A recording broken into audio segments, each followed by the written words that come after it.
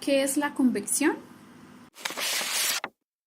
En la naturaleza existen tres mecanismos de transferencia de energía. Conducción, donde la transmisión de calor está basada en el contacto directo entre los cuerpos sin intercambio de materia, por lo que el calor fluye desde un cuerpo de mayor temperatura a otro de menor temperatura que está en contacto con el primero. Radiación, donde en ausencia de un medio existe una transferencia neta de calor entre dos superficies a diferentes temperaturas, debido a que todas las superficies con temperatura finita emiten energía en forma de ondas electromagnéticas. Convección, que es en sí el transporte de calor por medio del movimiento de un fluido. El transporte de energía por convección se clasifica en convección natural, convección forzada. En la transferencia de calor por convección forzada se impulsa un fluido sobre una superficie o dentro de un tubo por medios externos, como una bomba o un ventilador. En la convección natural, cualquier movimiento del fluido ocurre por medios naturales como la diferencia de densidades en el fluido debido a gradientes de temperatura. En la convección forzada, el movimiento del fluido es más notorio, puesto que en un ventilador o una bomba pueden transferir suficiente cantidad de movimiento al fluido para desplazarlo en cierta dirección. Mientras que en la convección natural, a menudo no se puede notar el movimiento debido a las bajas velocidades que intervienen, por lo común menores a 1 metro por segundo. Para comprender mejor de qué trata la convección natural, tomaremos como ejemplo un huevo cocido caliente. Sabemos que llega un momento en que el huevo sobre el plato se enfría hasta la temperatura del aire circundante. El huevo se enfría al transferir calor por convección al aire y por radiación hacia las superficies circundantes. Esto se debe a que tan pronto como el huevo caliente se expone al aire más frío, la temperatura de la superficie exterior del cascarón cae un tanto y la del aire adyacente al cascarón se eleva como resultado de la conducción de calor desde el cascarón hacia el aire. Como consecuencia, el huevo pronto está rodeado por una capa delgada de aire más caliente y el calor es transferido desde esta capa hasta las capas más exteriores del aire. En este caso, el proceso de enfriamiento es más bien lento, ya que el huevo siempre está cubierto con aire caliente y no tiene contacto directo con el aire frío que está más alejado. A simple vista no podemos notar que existe algún movimiento del aire en la vecindad del huevo, pero si se realizan mediciones cuidadosas se podría observar lo contrario.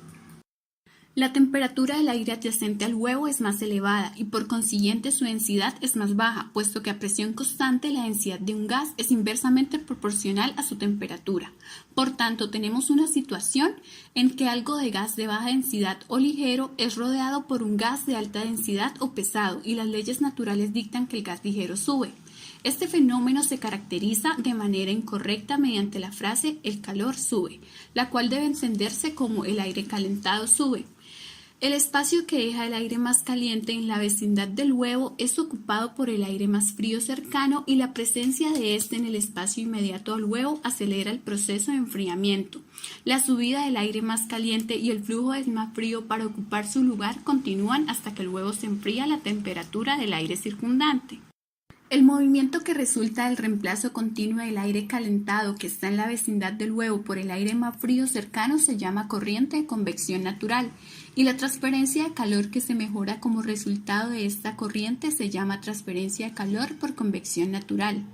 Note que, de no existir la corriente de convección natural, la transferencia de calor del huevo al aire circundante sería solo por conducción y la velocidad de esta transferencia del huevo sería mucho más baja.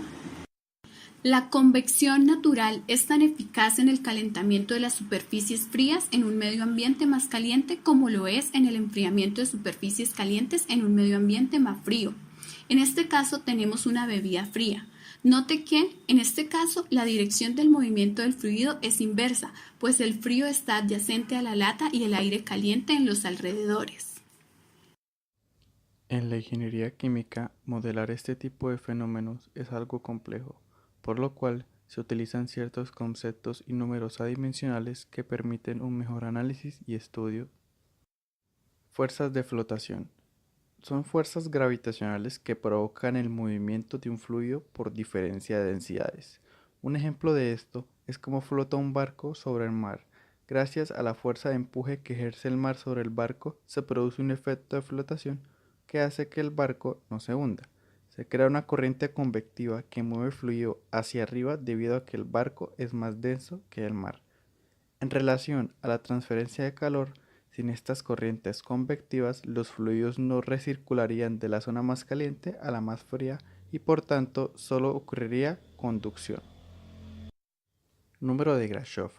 Representa la relación entre las fuerzas de flotación y las fuerzas viscosas. Este número depende de la aceleración gravitacional, el coeficiente de expansión volumétrica, la temperatura de la superficie, la temperatura del fluido, la viscosidad cinemática del fluido y la longitud característica. Esta longitud es la razón entre el volumen del sólido y el área superficial de transferencia.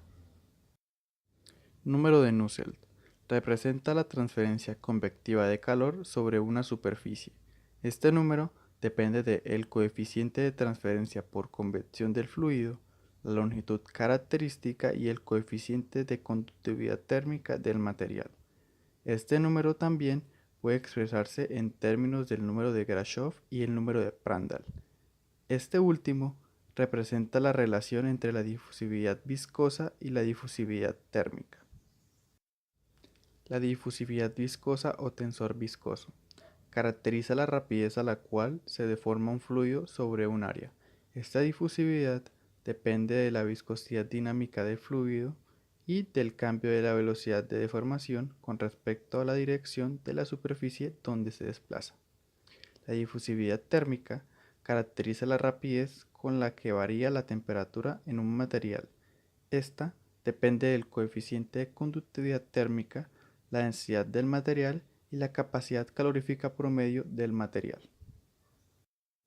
Además, el número de Nusselt también puede escribirse en términos de un coeficiente constante y un exponente constante que se determinan experimentalmente y otro número dimensional, el número de Rayleigh, el cual representa el balance entre las fuerzas que favorecen la convección y las que se oponen.